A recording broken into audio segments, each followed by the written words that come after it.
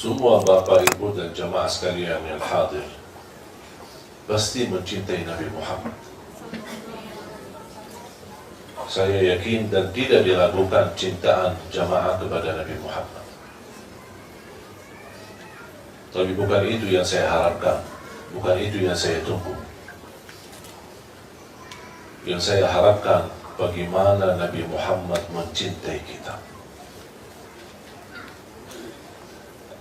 Kalau Nabi Muhammad mencintai kita, berarti ibu-ibu selamat dunia akhirat.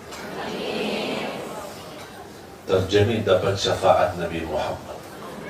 Terjamin husnul khatimah. Terjamin menjadi ahli surga. Karena tidak mungkin Nabi Muhammad mencintai seorang ahli neraka. Tidak mungkin Nabi Muhammad mencintai seorang yang su'ul khatimah.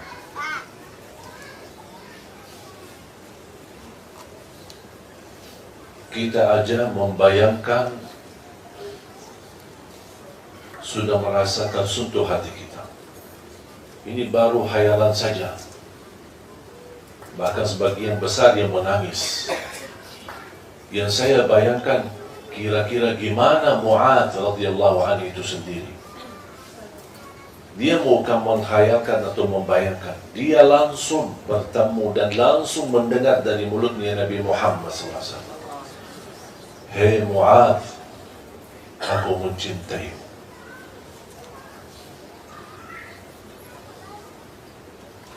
Bagi Mu'adz radhiyallahu anhu, dengan ucapan ini, saya yakin dia tidak pernah merasa bergembira sebagaimana saat dia mendengar ucapan Nabi Muhammad kepadanya.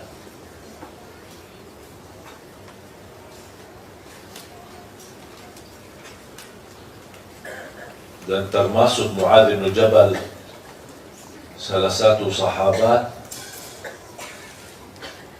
yang paling mengerti perbedaan antara halal dan haram. Sampai Rasulullah berkata, kalau ada ingin tahu perbedaan halal yang haram mana yang halal, mana yang haram, dan ialah Mu'adz radhiyallahu anhu.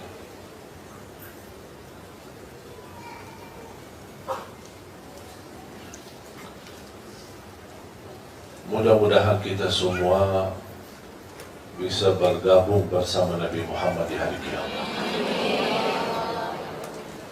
Menatap wajahnya,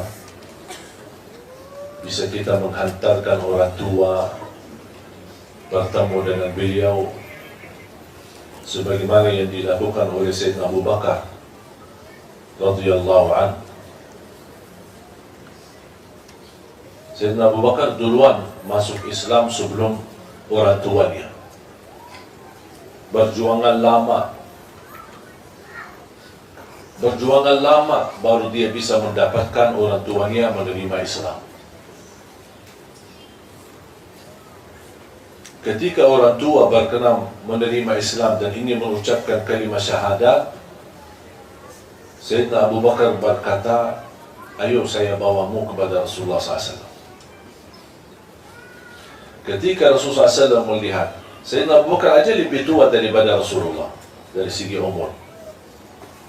Tapi coba bayangkan, kira kalau Sayyidina Abu Bakar lebih tua, apalagi bapaknya Sayyidina Abu Bakar.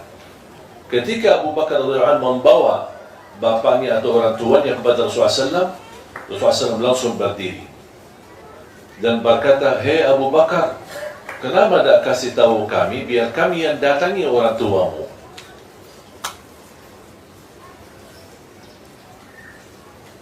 Apa jawab Sayyidina Abu Bakar?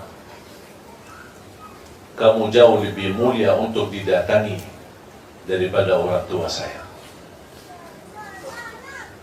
Coba betapa Nabi Muhammad mencintai, Sayyidina Abu Bakar mencintai Nabi Muhammad lebih daripada orang tuanya.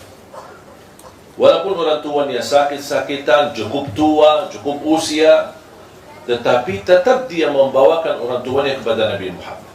Nabi Muhammad justru meminta, coba kalau anda kasih tahu kami yang datang. Tidak apa-apa, kami datang. Itulah tawadhu Nabi Muhammad SAW.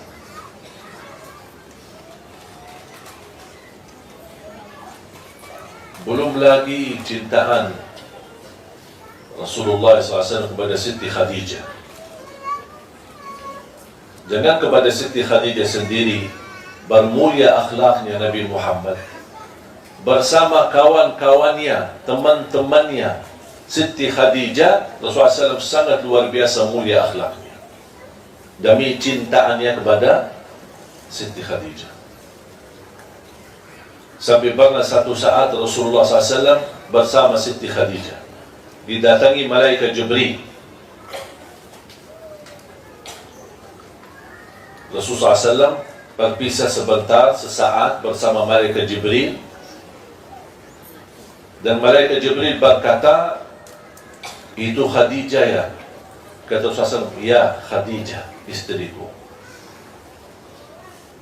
Sesudah Rasulullah SAW menerima wahyu, malaikat Jibril menyampaikan, mohon ya Rasulullah, titip salam aku kepada Khadijah. Malaikat Jibril kirim salam kepada Siti Khadijah. Betapa mulianya Siti Khadijah. Pertama wanita yang memperjuangkan Islam di saat pertama wahyu turun. Pertama wanita yang menghabiskan hartanya untuk menolong Islam dan menolong Rasulullah SAW.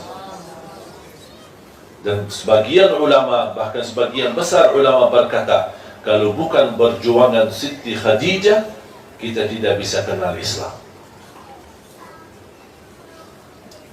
Fantas dapat titipan salam dari malaikat Jibril. Rasulullah ketika mendengar ada kirim salam dari malaikat Jibril, Rasulullah SAW sendiri merasa gembira, merasa bahagia. Istriku dapat perhatian. Sampai malaikat melihat Rasulullah SAW, terlihat kegembiraannya dan kesenangannya di wajahnya. Sampai malaikat menyampaikan usulan dengan penyampaian atau titipan salam kepada Siti Khadijah. Ini ada berita lagi. Sampaikan salam kepada Siti Khadijah dari Allah Subhanahu wa ta'ala.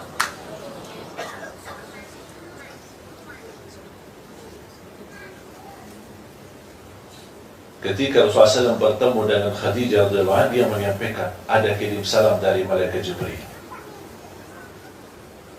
Dia langsung bergembira, bersenang. Ini belum diucapkan ada salam dari Allah. Ini baru dari malaikat Jibril, sudah dia bahagia.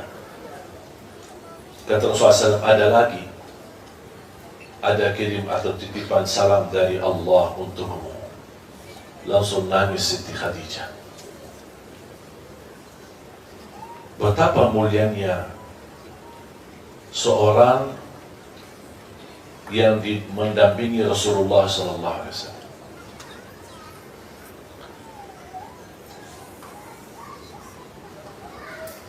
Belum lagi cerita cinta Nabi Muhammad kepada Aisyah radhiyallahu anha.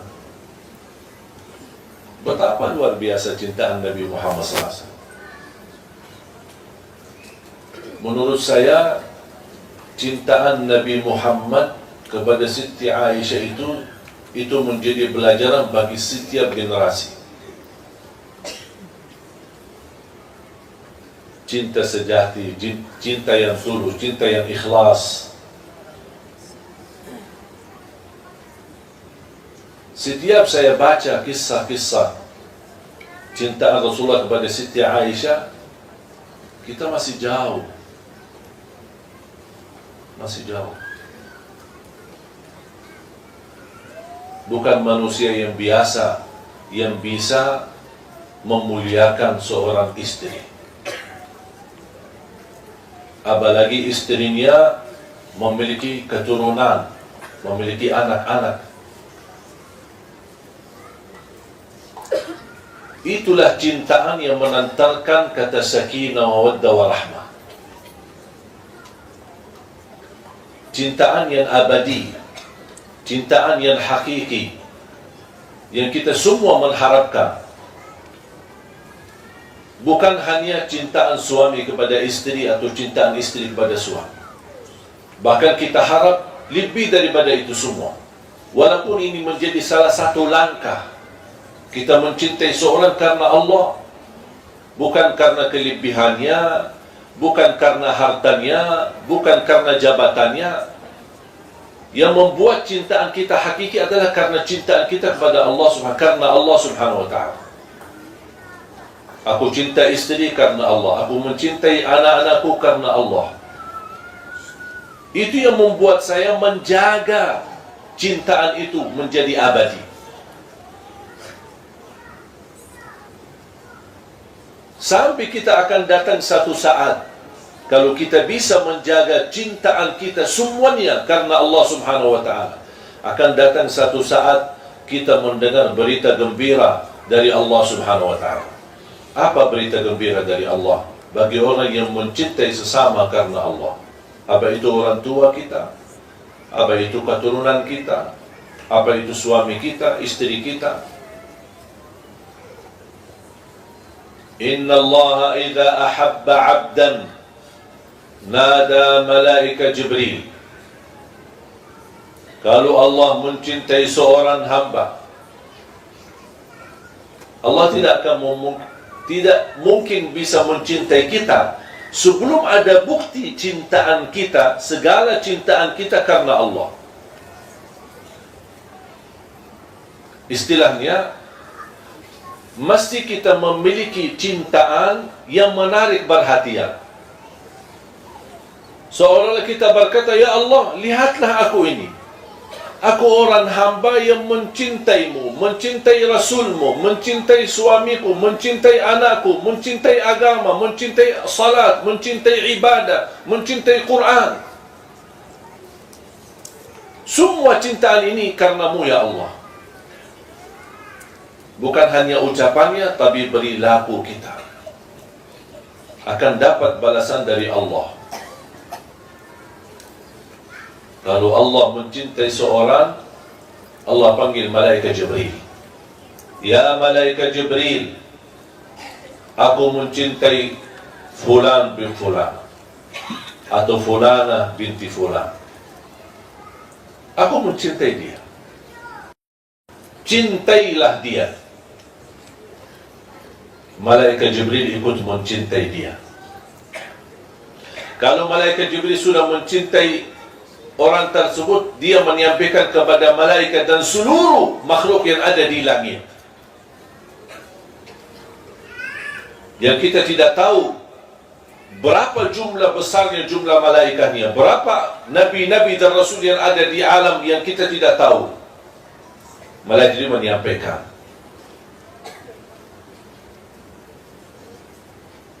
hei penduduk langit, ahlus sama, ahli langit, Allah mencintai fulan bin fulan, fulana binti fulan, dan aku mencintai mereka. Cintailah kalian terhadap mereka.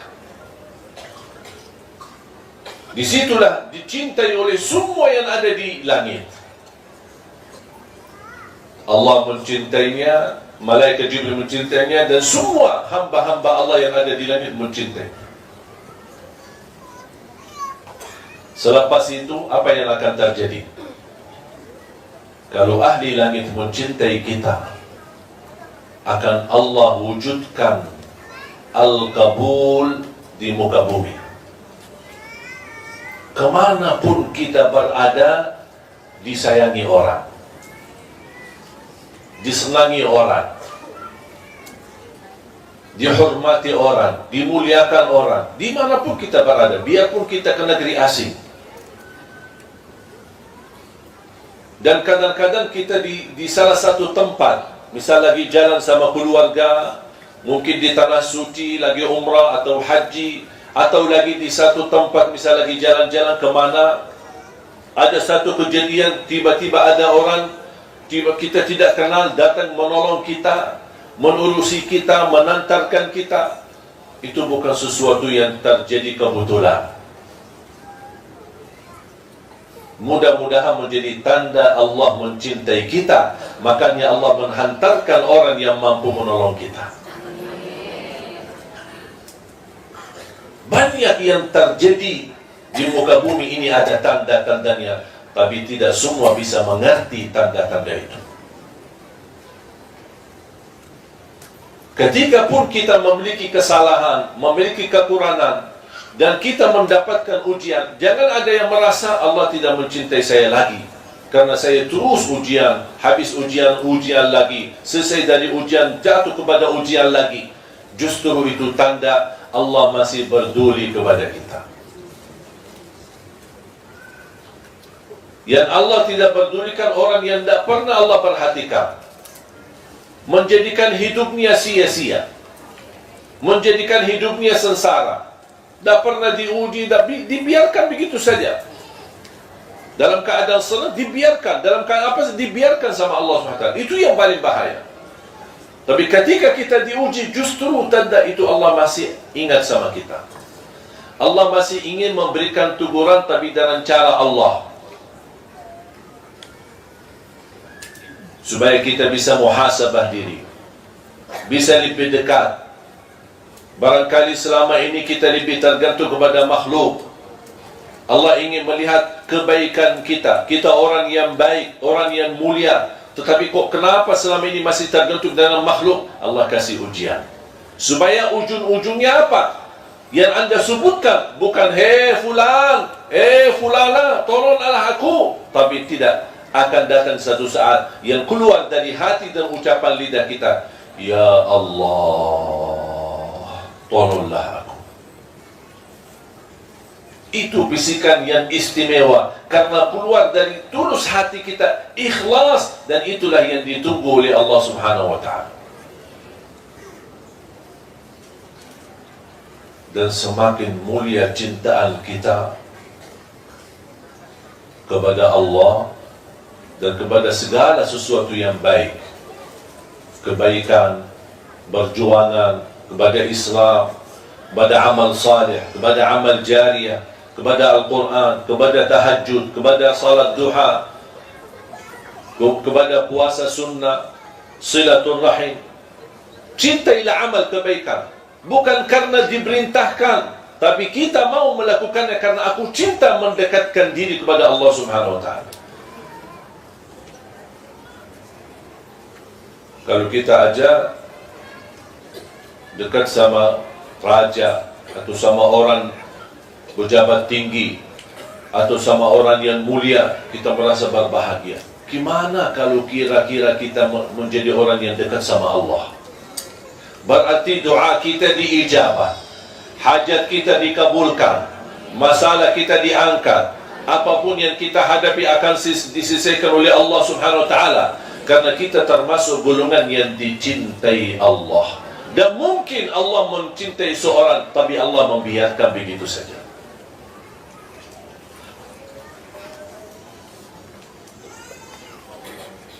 Makanya ketika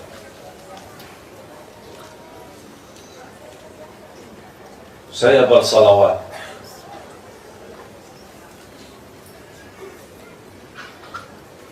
kapan saja, bebas waktunya, saya ingat selalu bersabda Rasulullah sallallahu alaihi wasallam di hadis yang diriwayatkan Imam Muslim, barang siapa yang salawat kepadaku 1 kali, akan dibalas oleh Allah 10 kali rahmat.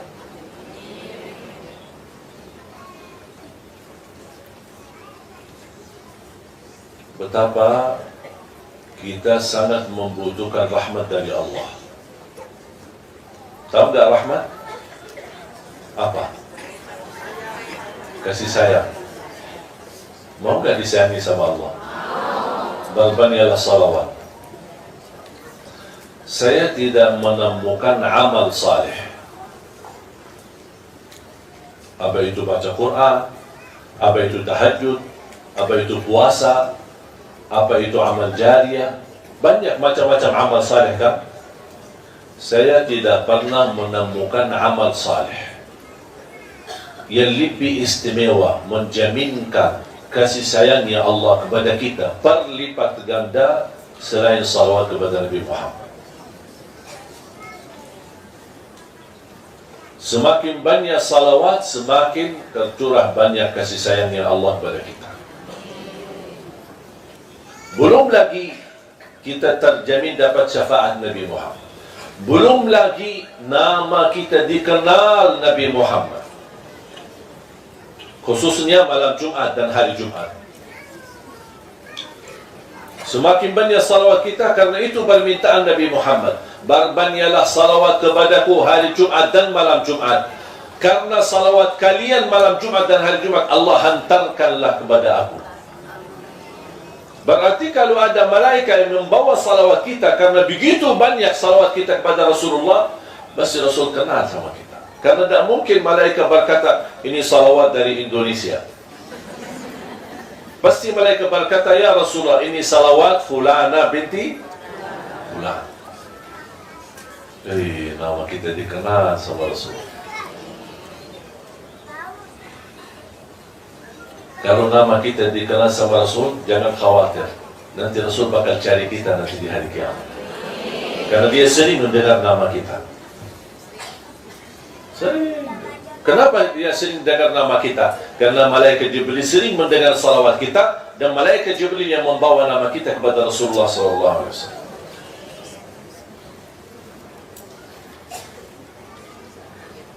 Makanya jamaah sekalian, jangan merasa bosan bersalawat. Sepanjang waktu, sepanjang saat, salawat menjaminkan husnul khatimah. Salawat menjaminkan rahmat dari Allah. Salawat menjaminkan syafaat. Salawat menjaminkan selamat dari kematian buruk. Salawat menjaminkan selamat dari kematian mendadak. Salawat menjaminkan selamat dari kecelakaan. Salawat menjaminkan terkabul hajat kita. Salawat menjaminkan kita dekat posisi kita sama Rasulullah nanti di hari kiamat. Salawat kita semakin banyak besar pahalanya di sisi Allah. Diangkat derajat kita, dihapuskan dosa, terkabul hajat, terjamin doa kita diijabah oleh Allah Subhanahu wa taala. Dan setiap saya melakukan amalan, saya selalu rasakan ingin meniru Nabi Muhammad sallallahu alaihi wasallam. Saya berpakaian baju dalam maupun baju di luar, saya selalu gunakan tangan yang kanan dulu baru. Kenapa? Sunnah. Terus ada lagi? Karena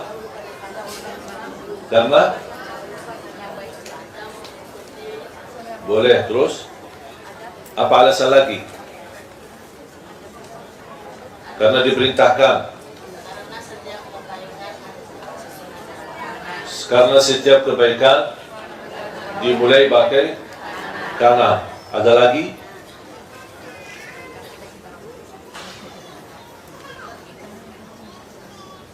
Saya harap mulai hari ini rubah pikiran itu semua. Bukan karena kanan itu sesuatu kebaikan. Segala kebaikan kita mulai pakai tangan kanan. Bukan karena itu sunnah. Bukan karena itu dianjurkan atau diajarkan. Bukan karena itu diperintahkan. Tapi jadikan, kenapa saya melakukan ini? Karena saya ingin meniru Nabi Muhammad. Rasakan itu. Bukan karena sunnah, bukan karena wajib, bukan karena diperintahkan, bukan karena segala sesuatu yang baik dimulai dengan tangan kanan, tapi kita mau seperti ini karena saya ingin meniru Nabi Muhammad. Kenapa saya berpakaian pakai tangan kanan dulu baru yang kiri?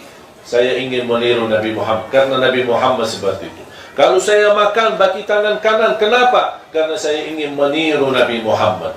Kalau saya mandi, kenapa saya siram air ke sebelah kanan dulu, baru ke sebelah kiri, baru ke seluruh badan?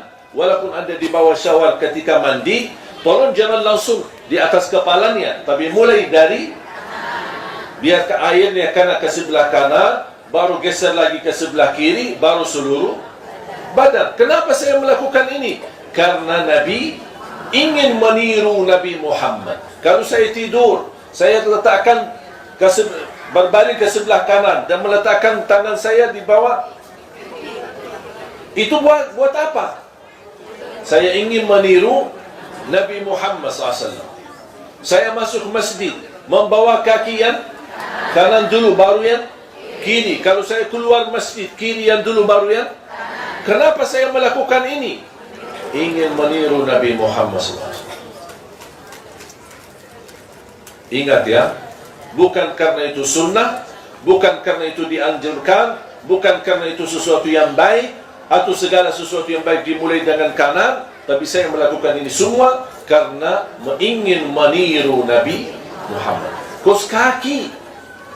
Juga berarti kita bisa membawa Nabi Muhammad dalam segala aktivitas kita. Walaupun hanya sebatas pakai kos kaki, saya ingat kanan yang dulu baru yang kiri karena saya ingin meniru Nabi Muhammad. Bagi sandal, bagi sepatunya, kanan yang dulu baru yang ingin meniru Nabi. Bahkan termasuk anak-anak kita.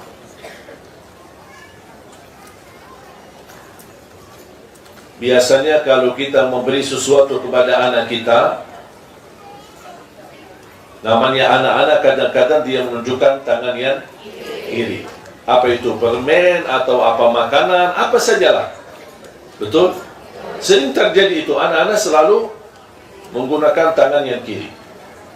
Dan kita berkata apa? Mana tangan yang manis? Betul? Atau mana tangan yang bagus? Mana tangan yang baik? Boleh nggak kita rubahkan istilah mulai hari ini?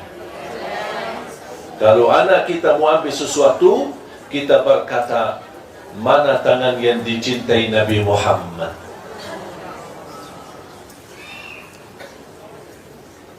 Mana yang dicintai Nabi Muhammad?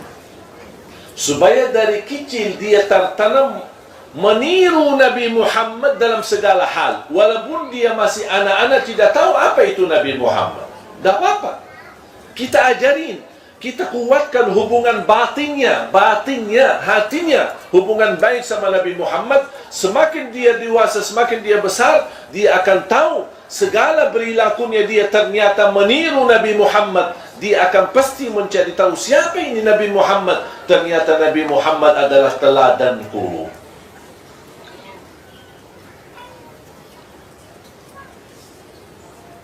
Kira-kira bisa?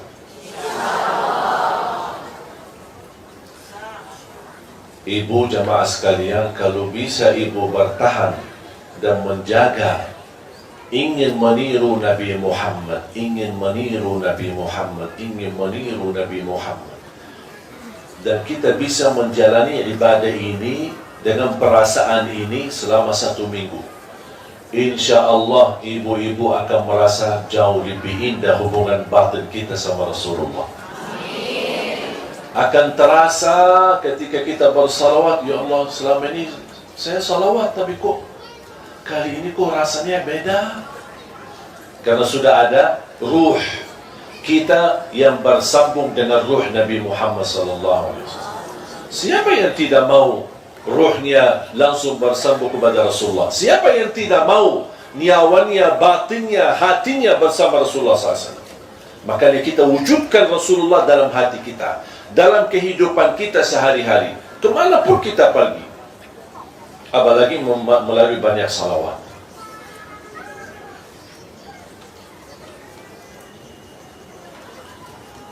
Saya akhiri satu cerita.